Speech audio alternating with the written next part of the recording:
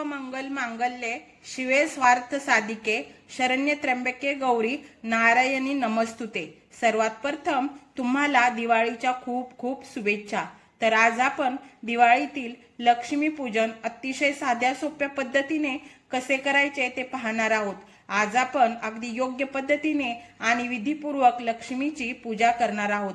त्याचबरोबर मंत्र कोणते म्हणावेत, लक्ष्मी पूजनाचा शुभ मुहूर्त याची सर्व माहिती मी तुम्हाला या व्हिडिओमध्ये सांगणार आहे। त्यासाठी हा व्हिडिओ शेवटपर्यंत पहा। जास्तीत जास्त लोकांपर्यंत हा व्हिडिओ शेअर करा आणि त्याआधी चॅनलला सबस्क्राइब करायला विसरू नका। दिवाळीतील सर्वात महत्त्वाचा दिवस म्हणजे लक्ष्मी पूजन। या दिवशी सर्वजण आपापल्या इच्छेनुसार घरोघरी लक्ष्मी पूजन करतात।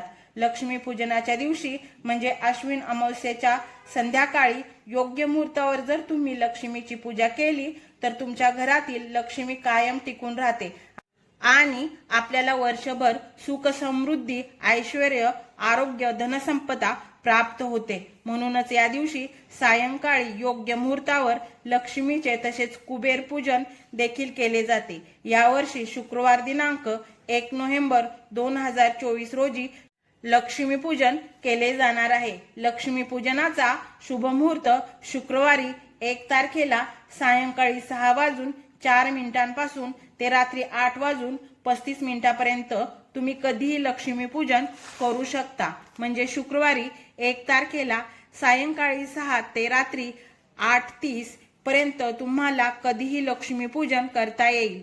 धनसंपत्ती आणि समृद्धीची देवता लक्ष्मी देवीची उपासना करण्याचा हा सर्वात महत्त्वाचा दिवस आहे। त्यामुळे आपण सर्वांनी या दिवशी अगदी मनोभावे लक्ष्मी पूजन करायचे आहे। आश्विन अमावस्येच्या रात्री लक्ष्मी सगळीकडे संचार करते आणि आपल्या निवासासाठी योग्य असे स्थान शोधू लागते, जिथे चारित्र्यवान कर्तव्यदक्ष संयमी धर्मनिष्ठ देवभक्त आणि क्षमाशील पुरुष आणि गुणवंत स्त्रिया असतात त्या घरी वास्तव्य करते। लक्ष्मीला आवडते।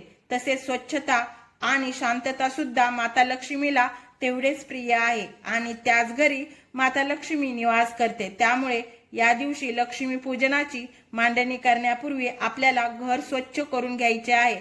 सर्व केर कचरा म्हणजे या दिवशी अलक्ष्मी आपल्याला बाहेर काढायची आहे। लक्ष्मी पूजन करण्यापूर्वी बाहेर अंगणात सडा रांगोळी काढावी आणि त्यानंतर सुरुवात तुळशी पूजनापासून करायची आहे। सायंकाळ होताच तुळशीजवळ दिवा लावायचा आहे। रांगोळीवरती एक दिवा लावायचा आहे। तुळशीची पूजा करायची आहे।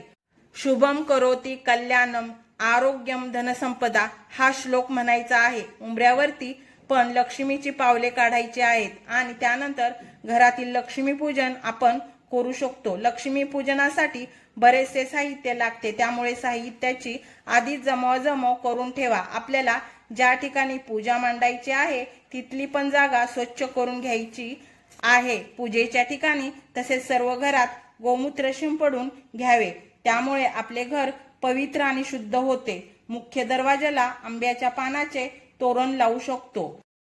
जिथे पूजा करायची आहे तिथे पाट किंवा चौरंग मांडावा।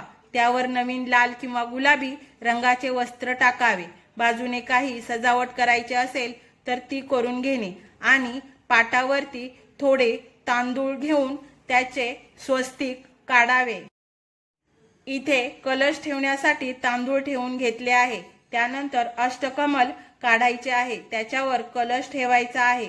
कलशावर स्वस्तिक काढून अष्टभुजांना लाईन ओढून घ्यायची आहे। कलशाच्या तोंडाला धागा बांधायचा आहे। त्यानंतर कलशामध्ये फूल अक्षदा सुपारी हळदी कुंकू व नाणे टाकायचे आहे। त्यानंतर कलशावर खाऊची 5 पाने ठेवून द्यायची आहेत। त्याला नागिनीची पाने असेही म्हणतात किंवा तुम्ही अशोकाची पाने किंवा आंब्याची पाने ही तुम्ही वापरू शकता। त्यानंतर त्याच्यावर नारळ ठेवायचा आहे। नारळाला सुद्धा एक धागा बांधलेला आहे। त्यानंतर त्यावरती हळदी कुंकू अक्षदा व्हायच्या आहेत। इथे कलश पूजन झाले। त्यानंतर लक्ष्मीची स्थापना करायची आहे। मूर्ती मस्त कमळामध्ये बसलेली आहे अशीच असावी। हळदी कुंकू फुलं व्हायची आहे देवीला।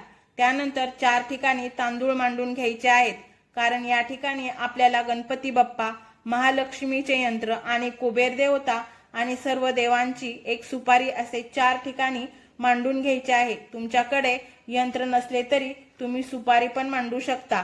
इथे गणपती बाप्पांचे जे यंत्र मांडणार किंवा सुपारी त्यांना पंचामृतांनी अभिषेक घालून घ्यायचा आहे। सर्वप्रथम पाण्याने अभिषेक घालायचा आहे, त्यानंतर पंचामृताने आणि पुन्हा पाण्याने अभिषेक घालायचा।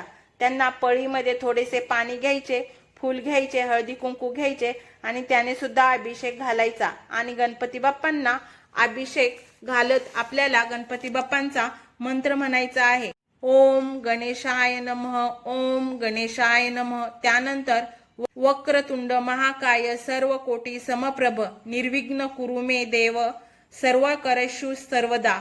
तर गणपती बाप्पांना अभिषेक घालून घ्यायचा आहे। त्यानंतर आपल्याला महालक्ष्मी यंत्र याला पण अभिषेक घालून घ्यायचा आहे।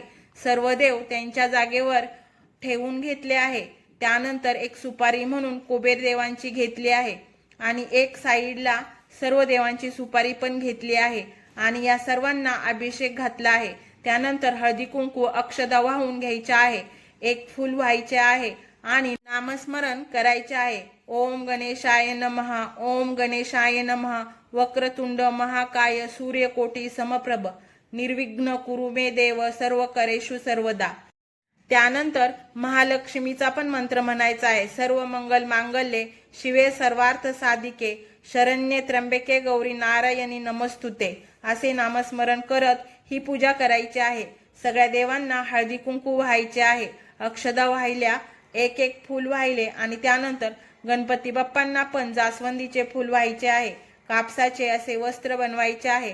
सर्व देवांना सगळी पूजा करायच्या आधी दिवा लावून घ्यायचा आहे, बाकीचे दिवे नंतर लावणार आहे। कुठलीही पूजा करायची असेल तर एक दिवा साईडला लावून घ्यायचाच, त्यामुळे पूजा आपल्याला लागू पडते। तरी ते सर्व देवांना वस्त्रे घालून घेतले आहेत। ह्या दिवशी आपल्याला अखंड दिवा लावावा लागतो। दुसऱ्या दिवशी सकाळपर्यंत हा दिवा असाच प्रज्वलित ठेवावा लागतो। सकाळी तो मनाने विझतो तेव्हा तो विझून द्यावा लागतो। आता आपण अखंड दिवा लावून घेऊ आणि पूजेच्या आधी हा दिवा लावून घ्यावा। त्या दिव्याला हळदी कुंकू वाहून पूजा करावी लागते। आपली सगळी पूजा करायच्या आधी आणि त्याला प्रार्थना करायची असते, हे अग्निदेवता माझी तू पूजा अर्चा होईपर्यंत असाच तेवत राहा अशी त्याला प्रार्थना करायची असते। त्यानंतर पूजेला सुरुवात करावी लागते।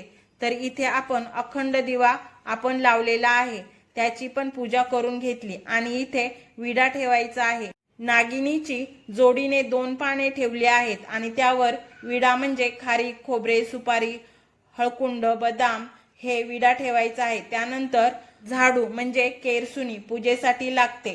झाडू असाच लागतो जुन्या पद्धतीचा, आता नवीन पद्धतीचा झाडू आणू नये। तर ही केरसुनी आहे, तीही पूजून घ्यायची आहे। हळदी कुंकू वाहून अक्षदा व्हायच्या आहेत आणि आपण धने घेतलेले आहेत तेही वाहून घ्यायचे आहे। तर आता झाडू किंवा केरसुनी पूजून घेतली आहे। त्यानंतर महालक्ष्मीची पूजा केली आहे, परंतु आता आपण तिला चुनरी अर्पण करणार आहोत। त्यानंतर फळे ठेवायचे आहेत। पूजा करायला आधी एक अखंड दिवा लावून घेतला आहे, परंतु बाजूला समई पण ठेवायची आहे, समईचा मान असतो। आता धान्य, लाह्या, बत्तासे याच्या कुंड्या अशा ठेवून घ्यायच्या आहेत। ते कुणी 7 ठेवतात तर कुणी 5। त्यात लाह्या, बत्तासे, नाणी, धान्य असे त्यामध्ये ठेवायचे असते। एक खोबऱ्याची वाटी घ्यायची आहे, त्यात कोणी बत्तासे भरून ठेवतात तर कोणी गूळ भरून ठेवतात।